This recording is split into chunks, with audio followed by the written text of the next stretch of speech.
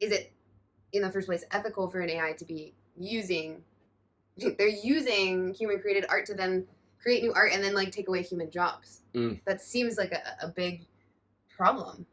So if this wasn't an AI that was creating these images, and it was a human,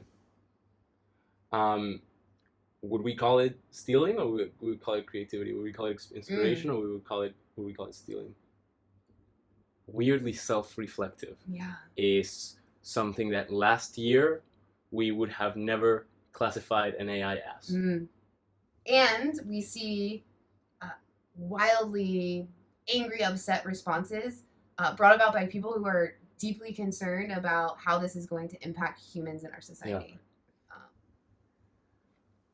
What are we doing here? What are we doing? We are here to ask questions that inspire people to ask questions, to find out answers for themselves, to be critical in their thinking, and to inform about new things that are happening. At the end of the day, just give some insights into conversations that we have and topics that we're interested in. Yeah. And as humans that have a lot of curiosity, you and I, and coming from very different backgrounds, the conversations that we've had have sparked this added curiosity to inspire further questioning, to reach a deeper level on some of the topics that have come up that you and I agree are important, are critical conversations to be having right now. So why are those conversations important to you? Who are you? My name is Paige, and I'm an experiential educator by trade and a peace builder by passion. Certainly some interweaving in that. I was a yoga teacher for a long time, still teaching yoga to some degree, but have found myself in the world of experiential education and values-based education, a type of learning that is traditionally not found in schools, where schools tend to focus on academic learning. And what I do is around those skills that you don't learn in school, but we find are essential for being successful in life, whether that's communication, working with a team, building relationships. Those are the skills that we work on, especially with youth. We also work with leaders, educators, and organizations around social and emotional development, which is particularly profound in the world during post-pandemic, how we interact with each other and learn, really how to be the best humans that we can be. Human development, capacity building, that is my trade. And who are you? My name is Alejo. I am a data scientist by trade, a strategist by mind, and an ethicist by passion. I have found myself with a wild amount of interests throughout my life. The one that has been most consistent has been logic and mathematics, where it has always fed and nurtured my mind. And to this day, the thing applied in the world of data, the thing that I find myself so drawn towards. In the last several months, that attraction, that mental attraction, has been focused on language in AI, what in my field we call natural language processing. And what struck me this week was post on Instagram by a friend of mine who shared her experience with something that has been really controversial, which has been AI image generations and how it affected her view of artists having their livelihood, artists' livelihood, and the possibility of a career. So these are conversations that we have been having and that we want to share transparently on and just continue on that conversation. Yeah, I mean, coming from not a background in AI or data, I've seen these popping up all over my Instagram too. Really cool portraits of people as if it's your alter ego from a fantasy world. Maybe you're a warrior princess, or it's a power, and I started seeing these images pop up on Instagram, and I didn't realize that they were generated by Lensa, this AI model, which is wild to me, and I don't even know how this works. You know, so how is this Lensa app functioning? So Lensa is just an iPhone app. Essentially, the coolest feature that people have been most attracted to is one where you upload some images of yourself, and it'll give you back this variety of styles of yourself reimagined in all these really cool, fantastical, sci-fi, artsy styles. How does it generate these images is a bit complicated, and to make sure I get the essence of it, but simplify it enough. It is essentially it's an artificial intelligence model that has learned from an incredible amount of images all throughout the internet. It's what we call a data set. It's a compilation of 5.8 billion images on the internet.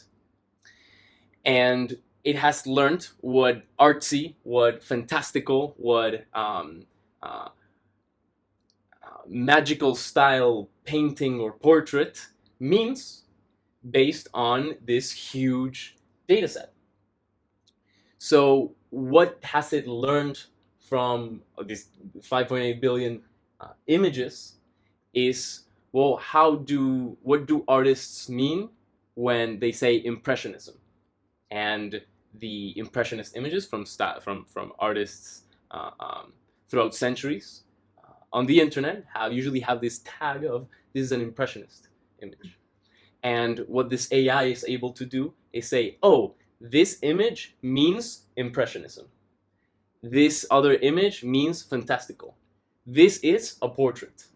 And it's able to combine these different meanings of how we speak of language, of natural language, and see what it means in image form, and create new images. In this case, in the Lensa app, you say, hey, this is me.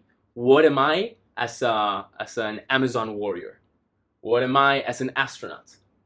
So Lensa wasn't just coded as an app and has automatically this ability to create fantastical portraits from images. You mentioned it has to learn. Mm-hmm. How does it learn? Well, as a data scientist, what we do is guide models that can process a lot of data into how to learn from the data. What do we mean by learn? Is find the patterns. Is pattern finding. In the case of image generation, the patterns that it has found is certain terms. Like we say impressionist, and an image of an impressionist painting comes to mind. Well, what we show the AI, what we're teaching it, how it is learning, is these patterns. Oh, okay, so this is what they mean by impressionism. This is what they mean by fantastical. This is what they mean by elf. So this data set is essentially fed to this AI model to recognize patterns in being able to identify these different forms of art, or what this might mean. You mentioned this data set is 5.8 billion images. Where does this data set come from?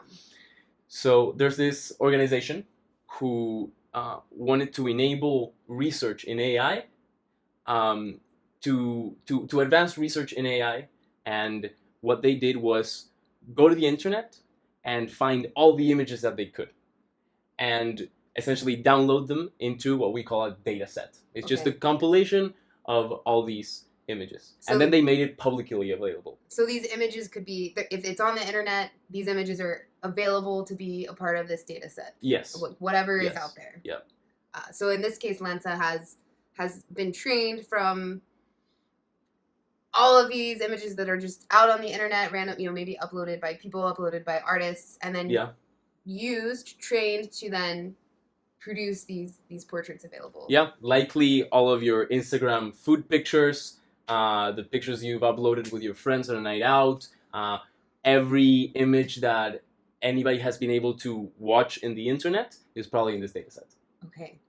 There are some restrictions, but the restrictions are very, very loose. Yeah, I mean, we keep hearing, I feel like nowadays, whatever's on the internet it's out there, it's on there. This is the epitome of that. Yes. Okay. So your friend, we've been seeing this trend on social media and Instagram with this new Lensa app, and your friend posted something that struck up this conversation around AI. And what was that post? Yeah. So her post was an apology.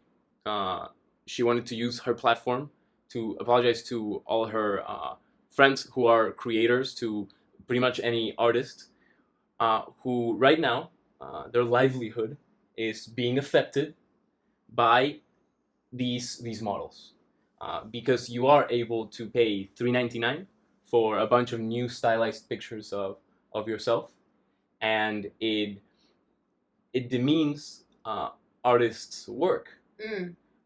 It demeans the hard work and definitely the possibility of having a career in art. Will artists stop creating? Well, probably not. Artists are artists by heart, not for money. But the ability to create 12 hours a day instead of 2 when you come back from your job that actually gives you the money to live is a serious threat to the future of art. Yeah, because now the AI is able to create instead of humans creating. What you're saying? Yeah. So the question of, if I can pay $3.99 for all these cool images, why would I pay more to a human? And we want to open up. It's not a rhetorical question. We want to really dig into why would we use the app, or why would we not? Why? How are artists being harmed? And is this the future that us individually, each of us, want to take? Yeah, big question, and especially around this idea of, well, the only way that Lensa is able to do what it is doing is through learning from art that has been created by humans. So is this copyright? Is this stealing? Or is this what we might call inspiration? Because it seems like the images that can be produced by Lensa model are unique. They are new versions of they're new pictures, but they've all come from something that the AI has had access to on the internet. So is it stealing? So cut and dry copyright law, at least in the U.S., states that any work that has been modified for by at least 20%, if I'm correct. I think so, yeah. Can be classified as a new piece of creative work.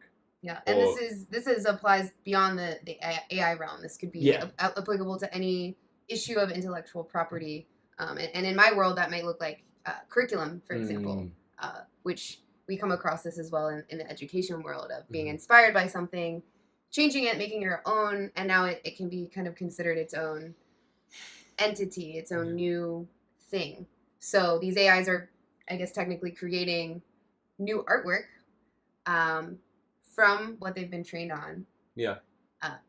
But it seems like there are a lot of artists who feel that their art is being devalued and that this is copying, this is stealing, this is unethical.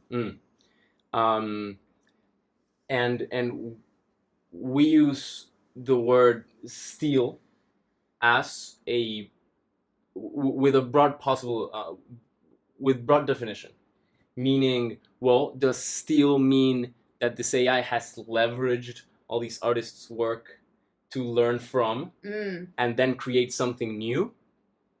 So create creativity. Is that stealing? That's a good question. When we think about how the human brain learns, it's not too different from what it sounds like is the process for training an AI model. So I think about, I have learned through my whole life experience. I've learned through school, I've learned through knowledge, I've learned through what I've been through. And when I create something, I'm inherently creating from my collection of experiences and knowledge. Well, that seems to be a parallel process to what's going on with training AI models. So if we call that human creativity, we could also say the same for what's going on with this AI. It's a creative process. AI creativity. Right. AI inspiration. Yeah. It sounds to me like if you change the word I have learned these things and I create with AI, it pretty much still holds. The AIs have learned from what they have seen, and is able to conjure up something new based on those things. We are here to ask questions and not make anything self-evident. So is inspiration inherently human?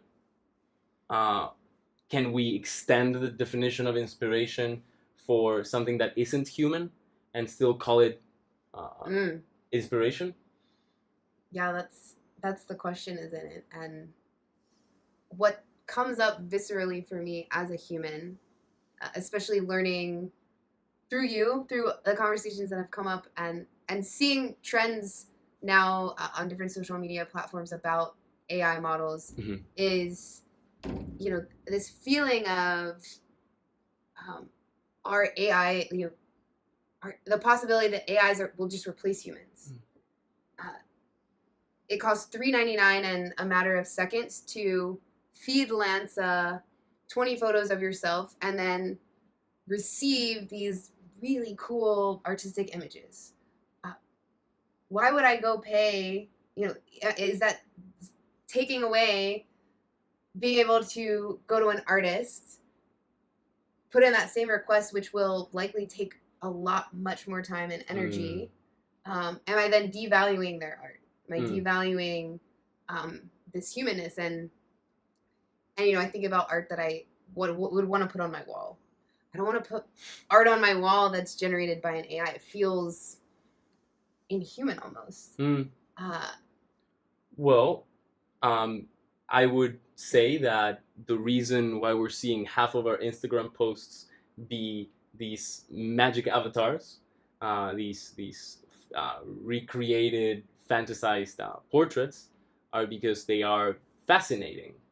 I've seen my friends post these portraits of themselves, and then a paragraph of like, that's crazy that the AI can create these things, and like, look at how cool these are. So is it an initial fascination of an AI being able to create this, or a fascination of the art itself? It is arguable that they would be equally fascinated if a human had created this. So it's not necessarily the fact that an AI, but it's what we call quality of the art, the how fascinating it is that it is creating these. And we'll put some examples up to show that it is truly fascinating. So going back to your question, are we devaluing art created by human? Or a human, in a way, are we taking away jobs from humans, from our artistic jobs, when an AI can just do it? Is it, in the first place, ethical for an AI to be using human created art to then create new art and then like take away human jobs. That seems like a big problem. It's certainly an underside to what is very much a dual world of advancements in AI and technology. So if this wasn't an AI that was creating these images, and it was a human, would we call it stealing, or would we call it creativity? Would we call it inspiration, or would we call it stealing? Yeah, we know what law says. Law says 20%. 20% is also super subjective, and we're here to question, not to accept. Yeah, I think we would call it creativity. It reminds me of a still life painting or still life creation in art where you set something up. Maybe it's a vase with a flower, and you draw that. Maybe you draw that with colored pencils. Maybe you paint that in the form of impressionism. But you are directly copying the image that you're seeing and reproducing it on canvas. And that's still, that we've never really considered that as stealing or copying in the art world. Still life is very, very much a form of art. Arguably similar process happens without the still life. If I'm going to draw an orange or paint an orange, I've seen how many oranges in my life. I didn't come up with the concept of orange. It came into my mind because I've encountered it in the world that I live in, and I'm using my memory, the previous images that I have in my head to create that representation of an orange. Right. Which theoretically doesn't exist. I'm not looking at it, but it, now I've created it. And in a lot of ways, that's what these AI models are doing. And I think what helped me understand this in understanding what really is a pixel. In my head, at first my question was, okay, if the analogy is creating a collage, let's say from magazines, where I want to create an image of an orange, so I'm going to use these magazines and find colors of orange, physically cut them out, and then repaste them to recreate an image of an orange. Is that how this AI image generating process works? Or is it, I have a blank canvas, I have a palette of paint of different color that I know how to, or I've learned how to mix and shade and color to reproduce the image of the orange? Right. So very valid question. And the answer is, it is much closer to the second one.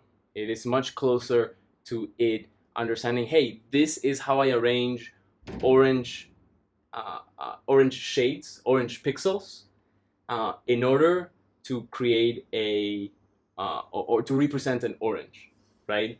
So very good question. Like, well, is it grabbing the same pixels? Is it cutting up the magazine and then like is it grabbing those pixels from all the images that it's been trained with, or is it just inputting the color that it knows or feels like it should put in, because now like it's been trained to have this association between orange and then this color, which you can code in numbers and whatnot. That's how we have different colors in the pixels. Yeah. So this is how the models actually work. It has learned from an image of an orange. What it has learned from is the description that these images come with. So in the internet, you rarely see an image in the wild without any description. You usually see images, and they're an image in an article. Let's say a news article, and it's a picture of a football player. The World Cup's happening right now. An image of the football player, and there's a football, and there's the player, and the clothes that it's wearing. It's the article has all these words about football, and it learns to associate the image and the objects that it sees in the image with all these words. In fact, when you see an image on the internet, you don't see the text that is associated with it. Usually, when an image doesn't load, you're looking at a news article and the image doesn't load, what you will see is a description. Sometimes you see the caption below, but if the image doesn't load, you'll see a description. That's the description that it learns from. So then what it learns to do, and how these models actually work, is you describe a scene, you say an image of an orange, and it'll go try to reproduce from a black set of pixels, from pixels that don't represent anything. It will try to make each pixel get closer to that scene that you described. The model asks itself, well, is this set of black pixels, it's actually not black pixels, it's random pixels, an image of an orange? And at the first pass it'll say, no, that's not. Well, let's make each pixel a little bit more orange. Okay, great. Then it asks again, are these black but a little bit more orange set of pixels and orange? Well, the images of oranges that I have seen usually aren't a whole block of orange pixels. There's usually stuff around it. Sometimes oranges come along with a vase, right? So it knows, no. It's not like every pixel is orange. There are other objects in the image. And what we call is iteration by iteration, pass by pass. It'll keep asking the question, is this an orange? And it's asking itself this question. It's asking this is the process of the generation of the image. Yes, yeah, okay. Exactly. So it'll keep asking itself and then make an educated guess on which pixels in the whole image to modify to make this closer to the scene that you described. So if it's not an orange, and if it's Leonardo DiCaprio as an astronaut, it will gather from all the images of Leonardo DiCaprio. It understands text, it understands human language. It'll gather up from all the images of Leonardo DiCaprio that it has seen. This is the concept that humans talk about when they say Leonardo DiCaprio. And this is the concept that humans talk about when they say astronaut. And it'll start from random pixels, and it'll go modify each pixel individually. So iteration by iteration, it'll get closer and closer to what it thinks an image of Leonardo DiCaprio as an astronaut is. So what we're also seeing, and this is kind of incredible that in the training of the AI model, it's picked this up. In works of art, you paint something. Typically, the artist will sign their name. There's a signature on a painting. And on some of these AI-generated images that are done in the form of impressionism, let's say, you can start to see at least the essence of what might be a signature. From what I've seen, it's not quite a signature, and sometimes artists have signatures that are very elusive, but there's a signature, and I'm wondering if that is being interpreted by people that are looking at AR as that is being copied. Right, so this is the proof that there is copy. Yes. The fact that it grabbed a bunch of parts from different signatures, put them together and invented a new signature. But would you say that's showing up because of what the AI model has been trained to know about paintings or impressionist paintings? Right. So most paintings will have a signature. Yeah. So backtracking into what do scientists do? What do data scientists do? Part of what they do is they teach these AIs to find patterns. And one of the most common patterns in any painting is that on the bottom right, there's going to be some scribbling, some set of pixels that to the AI don't mean anything. And then you ask it for a painting, and the painting in the most common pattern is a signature. So it'll grab and put pixels together that look something like a signature. So the question is it grabbing directly from artist's painting and then copy pasting parts of this artist's signature and putting it there, and then this artist's signature and putting it there? Well, no. Does that mean that it isn't stealing? Well, stealing as the broad concept. So does that mean it's not directly taking works of art and then making its own directly from them? Well, that is a valid question, and what one thing that you can do with these models is ask it, you created this image. What are the 100 closest images to the one you just created? So you gave me this image of an elf in a forest, let's say. So give me the 100 images that are closest to the one you just created.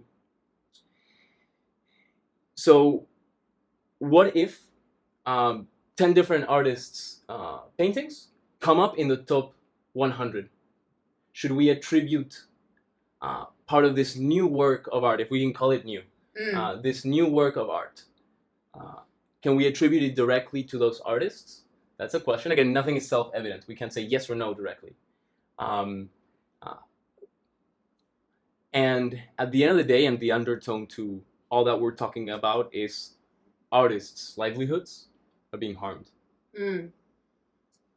So how do we make sure that art, a few years from now, that art isn't a thing of the past?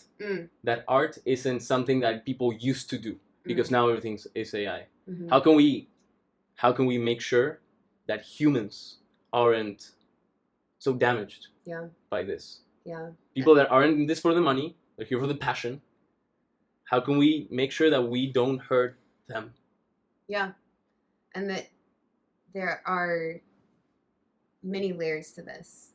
How to reconcile the art that is currently used, the art and the artist who created the art is currently being used by AI models to train them with these incredible creative capabilities to spit out images.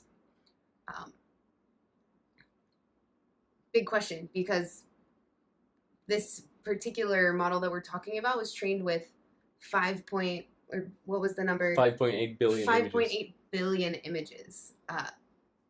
Sure, we can identify those points. Can we identify whether this is a random photo taken by someone that posted it on their Instagram versus a photographer who does this for a living versus, so there's that element of it, right? To train this model once.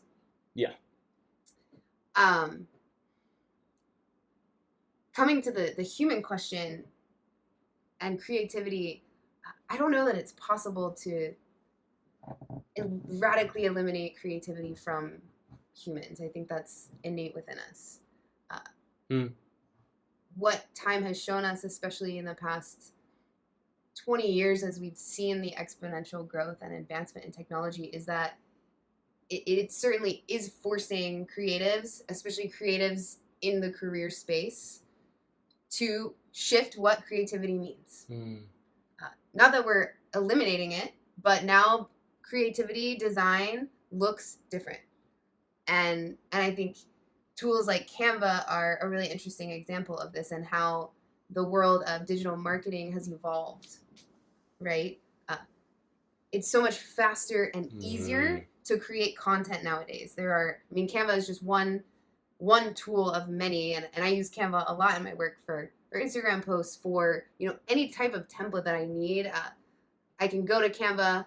There are preset designs. I can choose from images. I can choose from pictures, and it makes the process that much quicker. It still feels like a very creative process. But where the creativity is getting channeled is just different. And so there are a lot of people that would argue that these new AI models are amazing tools for creativity. And then on the other hand, we have this sort of daunting underside of, well, if an AI can generate an image that might be used for, let's say, a video game, or let's say marketing, or let's say, some picture that's in the back of an Instagram post for a company, well, we don't need a photographer for that anymore. We don't need an animator to draw this image anymore. We don't need a graphic designer to create this. It's being created by the AI. So there is, that feels very scary. That feels very daunting. And at the same time, we still need people to create the outcome. We still need people to create the commercials. We we do seem to be heading in a trend where maybe AIs will be trained to do that. Definitely where the trend is going. Does this mean that over the next 5 to 10 years, maybe even faster, given the current timeline that we're on, what does this mean for the focus of creatives in the career space? How radically are they going to have to shift? And is it going to be something where an AI creates most of the commercial or most of the post, and then you just fine tune it? Well, that sounds kind of lame, right? Like, especially as a creative, as someone who thrives off of creation, for me to just sort of be tweaking the final product, and letting the AI do all of the creative work for me, and at this end, it's inevitable that companies are going to see these capabilities as economically beneficial. Yes. Yeah. Of course. At the end of the day, we live in the real world, and in the real world, businesses' priority is profit. Businesses' priority is to save money. And if you have a cheaper alternative that is as effective, their incentives will align with lower cost, higher profit. So, do we place one ethicist in each company's HR department? Do we create a new CEO position, chief ethics officer? Great question for the real world. And at the end of all of this, businesses' incentives will not align with artists' incentives to create and have a livelihood, to be able to make a career out of this, just like all of us want to make a career out of the things that we like or love or are curious or passionate about. How do we reconcile those things? And does this become maybe more of a meta ethical issue where, bigger than each individual company, but a question for the designers, the creators, the owners of AI models like Lensa? Is that ethical question a part of how they release this into the world, of how it is used, of the extent to which the public can access it? Right? Does government get involved? It sounds like everybody's calling for it. Sounds like we need laws now. And unfortunately, laws don't work that way. They are not that fast. They are not faster than research. We saw it with Uber. How many countries are still fighting it? We've seen that all around history with technology. We saw it in the Industrial Revolution. We saw it in Uber. And when we initially brought up this conversation, we were wondering, well, this has never happened before. Right. This has never happened before to artists. And I'm actually thinking now, this has happened before. In the advent of internet freelancing, I'm going to go to Fiverr right now, and I'm going to find the pricing of a artsy portrait of myself. Boom. $5, $5, $5, $10, $5. I will draw fashion, illustration, clip art, sketch, portrait, $20. So the $300-$400 that you're talking about is actually what was 10 years ago. Yeah. So that's outdated now. Wow. In the advent of internet freelancing, the person whose livelihood is the person whose $5 a day is enough to cover food, took artists who live in higher cost countries, took their customers. Because now I can say, because let's say this is 2017-ish, since 2016, 2017, I can jump on Fiverr.com, look up an artist for the art type of artwork that I want, and he or she will create it for me. And an incredible amount of careers were destroyed, threatened, and destroyed because of it. We've seen it before. So what do you think is the difference between Fiverr showing up and growing and me? For my first business, I created my logo through Fiverr because we couldn't pay a custom an artist to make a custom logo. Yeah, I mean, particularly for small businesses, we've used Fiverr for website development services, and on another level, this is outsourcing, which is not confined to the art world. We see it with especially manufacturing in the United States, largely outsourced to countries where production costs are low, and unfortunately, in many cases, we see the exploitation of labor because the same labor laws don't exist in other countries. So, if I can produce a T-shirt for $1 versus $10, then the profit margin is higher. It makes business sense. It's financially beneficial to move manufacturing overseas. Well, now there is a dearth of manufacturing jobs. There's just anyone that was in that industry is out of work. Yeah. In this case, it might sound like, are we outsourcing then to computers? Which feels very scary because, well, computers don't need to live off of anything. In a world where our population is exponentially growing and people need jobs, people need to live. So, is it ethical then when there already aren't enough jobs for people and now we're just outsourcing jobs to computers? Right. So where did the ethics fall in that? And we've seen it in the manufacturing industry with automation, with machines. Absolutely. So why weren't these very controversial conversations and where was the uproar then? Which obviously there was for the people being affected, right? But where was the rest of the world? Why wasn't the rest of the world standing up in arms?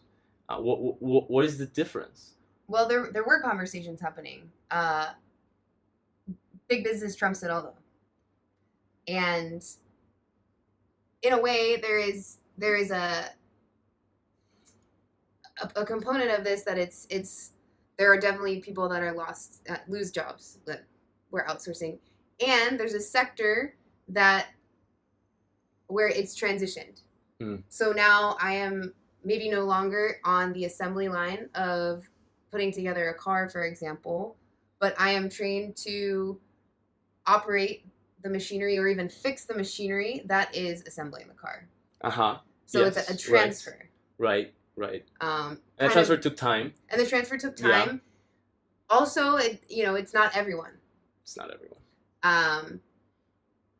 One could argue that in those cases, it could be, is it the responsibility of the company to create a viable path for workers that might lose their work to transition into a different aspect of the work? Is it the responsibility of the businesses to create a path for the future of these humans? Great question. And I guess, it becomes an interesting conversation in the realm of art, in the realm of creativity, because I can see, a sect of this transitioning of now I'm not creating from inception. I am inputting creative ideas or questions into an AI, which, maybe in some cases I might be sitting there and thinking to myself, what is Nike's next most impactful commercial? I'm at a loss. Okay, what do you think? I can use this for some creative inspiration. That's the perhaps the positive spin of this is like this could be a tool for creative generation and inspiration. On the other hand, artists leveraging that tool for their own creative output. Yeah. Okay. Yeah, it certainly could be a vehicle for that. Yeah. And it could also be a vehicle for, the artist slowly losing a creative stake in the creative process. Where it's, if the AI is good enough at generating these ideas, then it's a matter of inputting the prompt. This is the commercial that we want. This is the message we want to send. Give it to us. Yeah. And then there is a human that's overseeing the process, that is approving, finalizing, confirming the final product, and then putting it out. Right. Is that less fulfilling than what it looks like before AI? I don't know. Because there are many components. I imagine that, I know for me personally, there's a lot of joy. There's a lot of purpose in the creative process. I think that we can all find that in our own ways. It's not just in art where creativity is expressed. And there are times when we hit a wall and there's a block, and it's my job to generate this thing, and I don't have any ideas. So right. This is a viable tool for creative inspiration, and something that's coming up in conversations that I'm seeing on LinkedIn right now. Everyone's talking about this ChatGPT AI. And I'd never heard about it up until a few weeks ago. What is ChatGPT exactly? Yeah, so ChatGPT is one example of what we call a language model. And this links into these image generation models that understand language and are able to output an image based on the scene that you described. The root of it is all the same. It's language understanding. So ChatGPT is an extremely advanced version of these language models, these models that have been fed pretty much the whole internet, the whole internet in text, and learned from it, essentially found the patterns. How is ChatGPT better than everything else that has been released? It has been shown more amount of data for longer.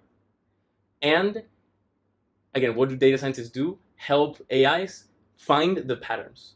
It has been taught to find patterns in a more effective way than other language models, to the point where you are able to input a prompt that your professor gave you, that you had to write for an essay for school, and it'll output a full college level essay on the prompt that your professor asked you to. So that raises a lot of questions. To the point that they can reproduce sophisticated college essays that would earn a decent grade if a professor didn't know that it was created by a ChatGPT. Yeah. And that's one of the news that really struck us. Yeah. That we'll link below. So we're talking about what role new AI is going to play in artists' careers, in the value of artists in our society, especially in their ability to create a livelihood for themselves. Is it taking them out, or is it simply giving them a new tool for creative inspiration? Someone working in the field of education recently posted a whole post about how the importance of teaching young people how to use AI as a tool for learning, for creativity, for developing critical thinking, rather than as a tool for plagiarism and cheating, which is obviously a huge concern for educators everywhere. The timing is ironic, where in a lot of traditional university systems right now is exam time. Yeah. Teachers are not equipped at this very moment to deal with the onslaught of what could happen with ChatGPT and its capabilities. Even the most advanced plagiarism detection software is not equipped. We're not ready for it. So this has the potential to be wild. In this post, there were 5 areas that were highlighted as ways and benefits of using ChatGPT to teach students how to use it as a tool. One of them being using it as a tool for inspiration, how to ask questions, to output questions that generate ideas, how to use GPT as a brainstorming platform, which is very akin to what we're talking about, hitting this creative block of, Yeah. Yeah. And then you scroll to the end of the post and you find out that this post was generated by ChatGPT. Yeah. The prompt being, tell me how to teach students about using ChatGPT as a tool for learning and not for plagiarizing and cheating, and give me 5 examples. So you get to the end of this post and you don't even realize that it's AI generated, but it's this meta inception, like weirdly self-reflective AI that's able to spit out and understand the underside of what this technology the implications of this technology, the negative implications for the world of education. Right. So weirdly self-reflective. Yeah. Is something that last year we would have never classified an AI as. It is exponentially advancing. And as with any new technology, we see a mixed bag of responses, often a very polarizing responses. You have people that are really excited and mind blown by what these AI models are capable of. We see these Lensa images trending, and we see wildly angry, upset responses brought about by people who are deeply concerned about how this is going to impact humans in our society. One of them being raised by this friend of yours who posted on Instagram a very dual post, because in this post there was a portrait and also the acknowledgement of, I'm posting this, I apologize, I am using this tool to post this, it's really cool, and this is extremely dangerous to artists, this is stealing, this is unethical. And that's brought up a lot of other questions about what we do with this technology moving forward. I mean, how do we reconcile artists? And this is not an if, this is a when businesses start using AI models to generate images for whatever they're using it for, probably marketing, but when businesses start using AI models, how do artists get paid? And should only businesses be the ones who compensate these artists? Because the organization who created the core model, which is called Stable Diffusion, is open source. They're not directly profiting. There's a portion of the models that they build that are not directly profiting. They're not profiting at all. And there's part of the business that makes custom models and work business to business. And so if it's open source, if no one's profiting of it, number one, should artists get compensation from nobody profiting? That's one question. They are leveraging their work.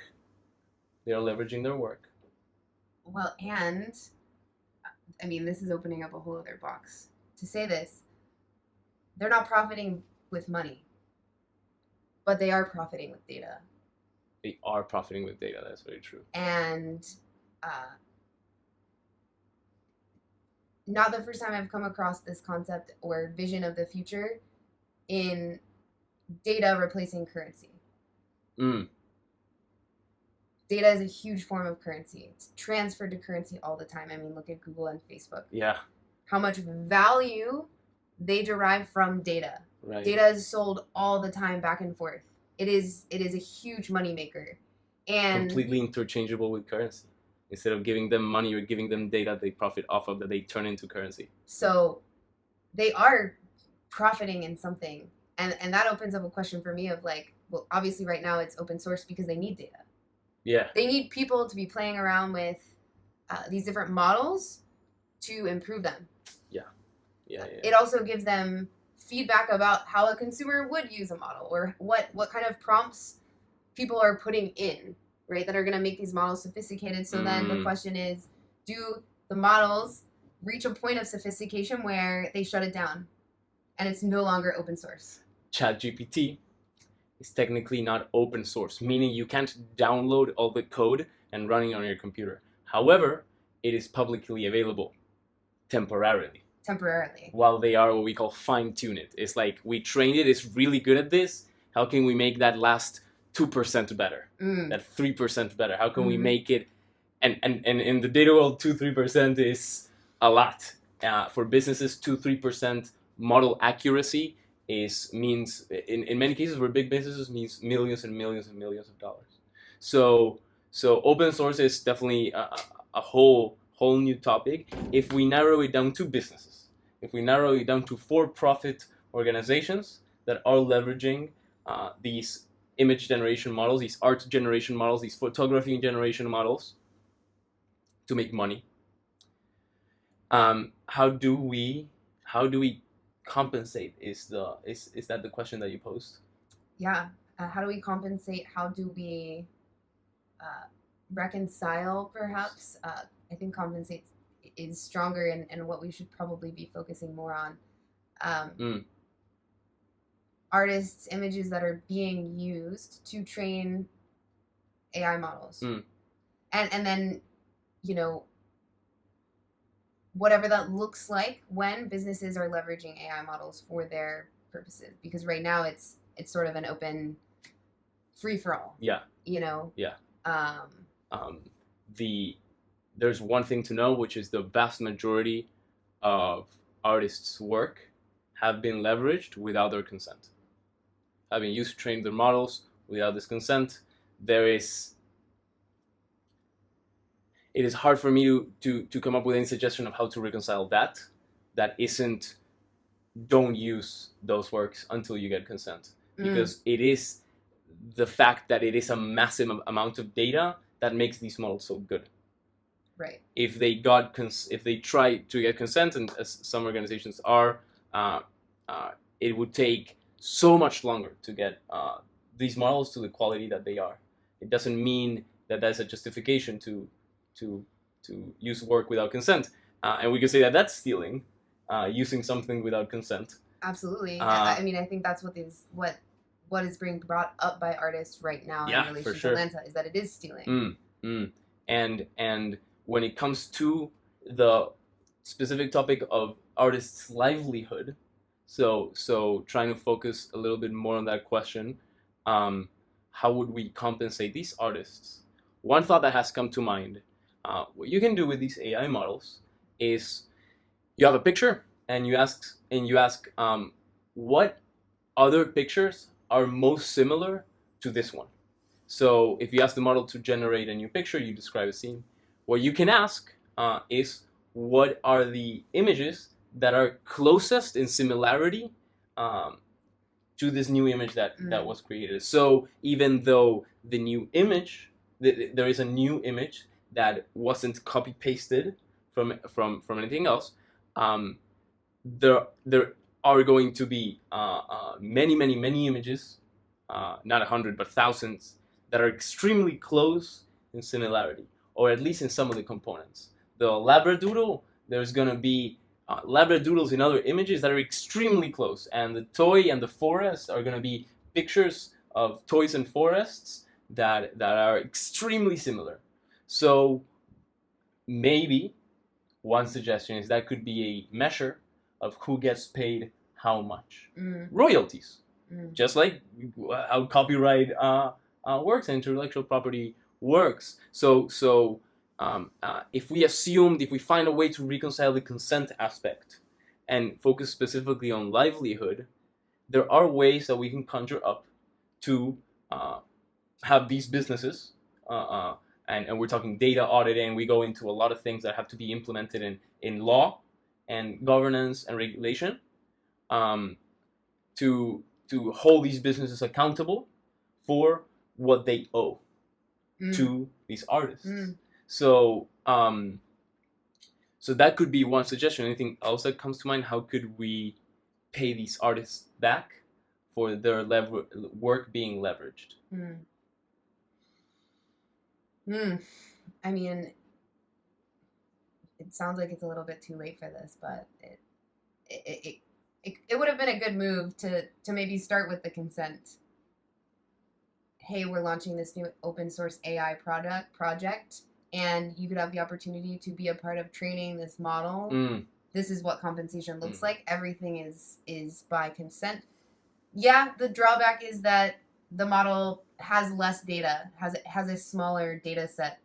Over time, that might not be true, but certainly the quantity of data available immediately is definitely reduced. But with the caveat that you don't have artists who now feel like their work is being disrespected, it's being copied, we're devaluing their work, and it's already causing a huge backlash against this AI technology. And in a time when I think you were talking about that there's a new version of some of these AI models that are supposed to be released at any moment, and like the impact of this Lensa app, which is 2 to 3 weeks maybe max right now. Yeah. Artists rising up. And by the way, we're gonna release a new version of this AI model, Yeah. So is there a way to go back to consent? Is there a way to ensure that that it is an ethical data set? Opens up a bigger question too, because there is this massive entity in the sky that holds all the data everywhere and called Google, and there's nothing safeguarding what Google has access to. Except themselves. And we've seen how that works in the past. There's this one app that I mentioned to you, which artists used to rely on to protect them and their copyright. DeviantArt. They implemented a feature out of nowhere to train their own AI that artists were automatically opted into and had to explicitly opt out of. So when it comes to consent, it's very easy to get consent. You put a new term. You put a new term in your the terms and services, terms and conditions that everybody diligently reads, and unassumingly accept immediately, because you are signed up on the website and you are using it. You're not gonna stop using it, so you just hit accept, and it's in their terms. They got consent from their own artists because they click accept.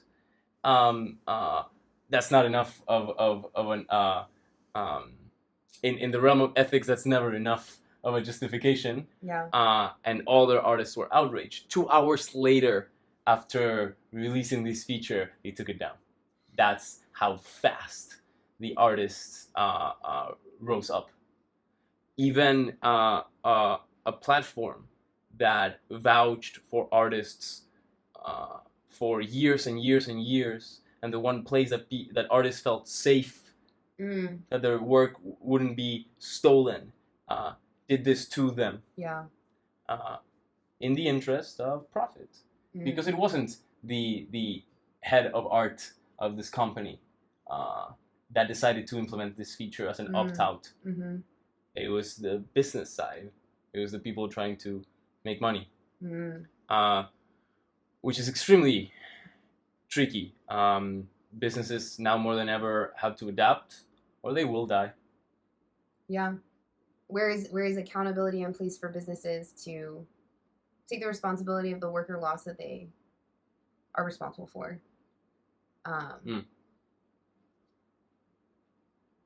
We live in a world where there are more humans than ever, and we are rapidly inventing technology to not need humans anymore.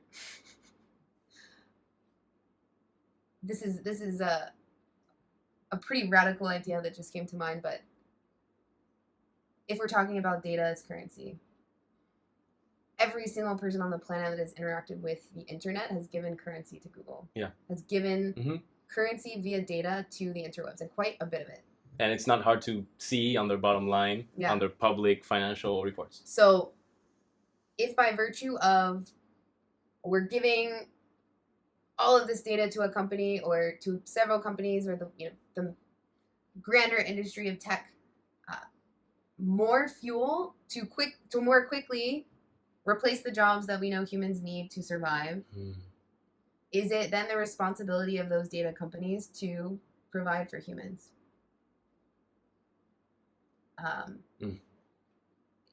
What I'm talking about probably looks and feels a little more like higher taxes that then trickle down to people in the form of housing stipends, living stipends, not honestly in alignment with what we might see in countries like Denmark, for example. Yeah. Where basic needs are covered. And the companies that are benefiting and profiting from the amounts of data that people are giving are then responsible for, contributing to the government spending around providing for people, because they are inevitably putting people out of jobs. Loss of work stipend. And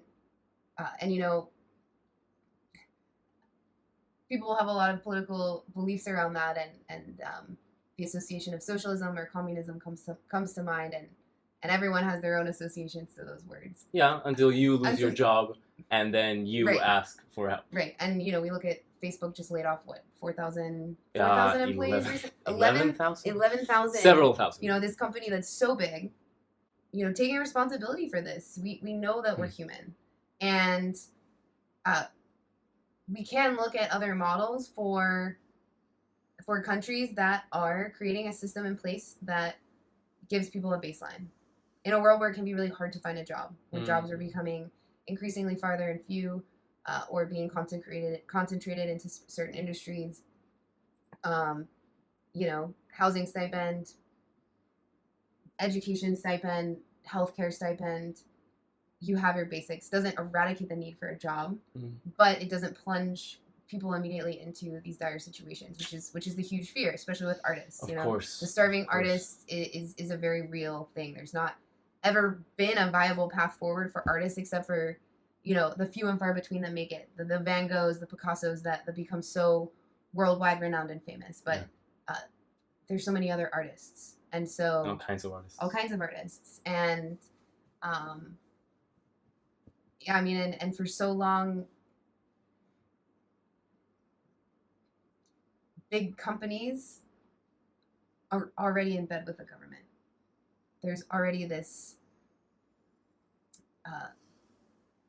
mutually beneficial relationship between the government and big companies, and it's all around money, and so it doesn't seem so far off to hold these companies accountable. To build that into the web of our society of, hey, like, you are getting currency from us every day with or without our consent. Yeah.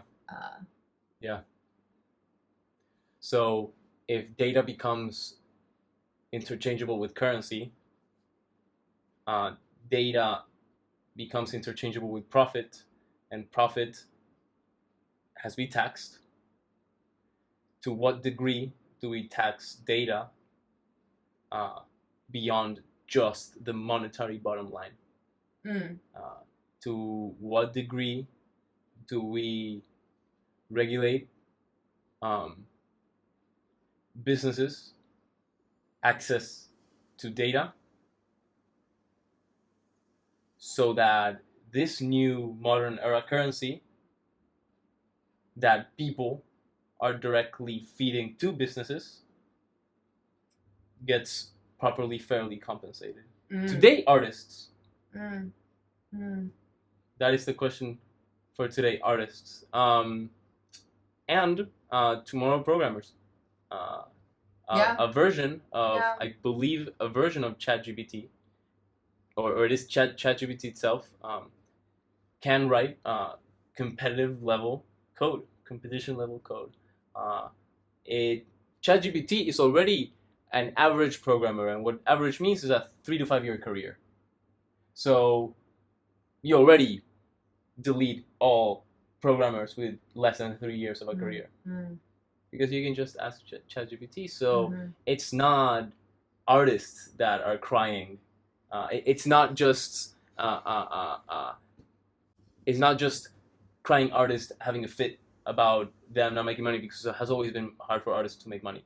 It's the implication that this is coming from everybody, for everybody, and what do we do about it? Yeah. You can't do anything about it. I cannot do anything about it. Yeah. It is government regulation that can actually make a dent on all of this. It is us that can influence. That is the thing we can do. We can spread awareness to each other, and we can make sure that our voices are heard within government. So no, I am wrong. We can do something. Yeah. We can do something, and it is based on awareness, and it is based on making the people in power do the right thing for people. Yeah. Yeah. It is definitely the rise of having very serious conversations around ethics and AI, around government regulation in AI, and understanding what our power is. I think, yeah, had an image flash across my mind of what you might call a data strike. If data is currency, we just refuse to go on the internet. We refuse to give any more data, which is really hard in this world. I mean, we do it every day. But could certainly make some waves.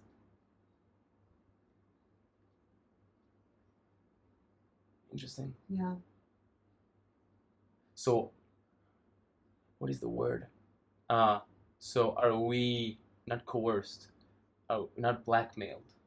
We can't not use the internet. Yeah. We can't not use, and the person who has the leverage knows that, so they can do anything they want. What's the word for that? It's not blackmailing, is it? That sounds pretty much like a definition for blackmailing. I mean, it's monopolistic. Yeah, that's certainly what it feels like. It's, for example, Google knows that we can't stay off of the internet, so it also knows that it can do anything that it wants with our data, and that we don't have the same rights, that it isn't an even field. It can know everything about us, but we can't know everything about it, even as a public company, even as an entity which by law should have full transparency. And on the same hand, and to be fair, intellectual property and their algorithms are theirs, right? If we're talking about respecting copyright and intellectual property, we'll be fair.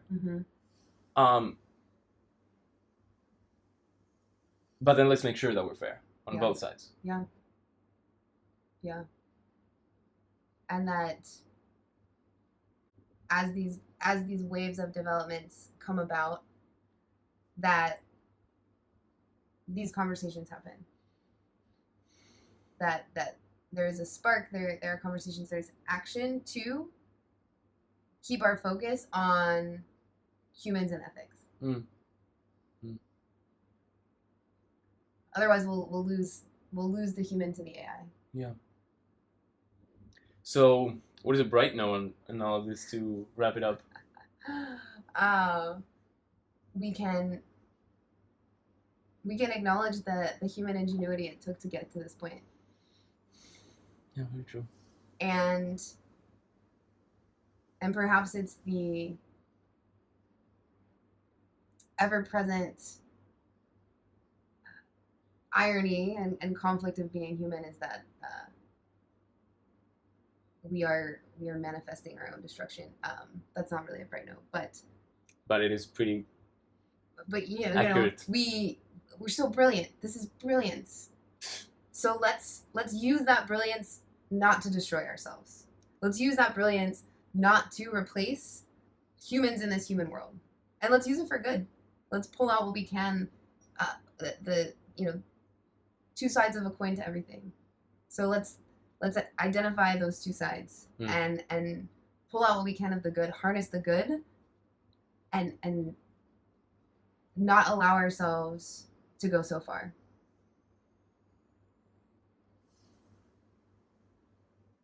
Can we stop technology? I don't think we can stop technology. Can we stop businesses and profit from turning technology against humans? So human-centered technology advancement. Human-centered technology advancement. Yeah. With like the objective in AI we call it an objective function. What is the AI trying to optimize for? The optimization, first of all, not being profit. The optimization not being a bland mathematical function, but the optimization being whatever mathematical representation of how we're affecting humans. Because we can show AI, we can ask AI to optimize for one thing. We can also ask the AI to de-optimize from something else. Yeah. We've seen this this in privacy. There's been a lot of investments in the last few years regarding data privacy and how businesses use data that is from people. It's called federated learning, and maybe it's something to go look into. It is fascinating, and that is the type of human-centered technology advancement that we're looking for. It boils down to regulation, but technology doesn't stop. So let's make sure that we move with it, and that the people that create it we are held accountable. Yeah. And that we're benefiting humans. And if there is harm to humans or human livelihood, then there is a reconciliation for that. That there's accountability across the board. The two sides. Yeah. Two sides of the coin. The two sides of the coin. Thank you. Yeah, thank you. Thank you.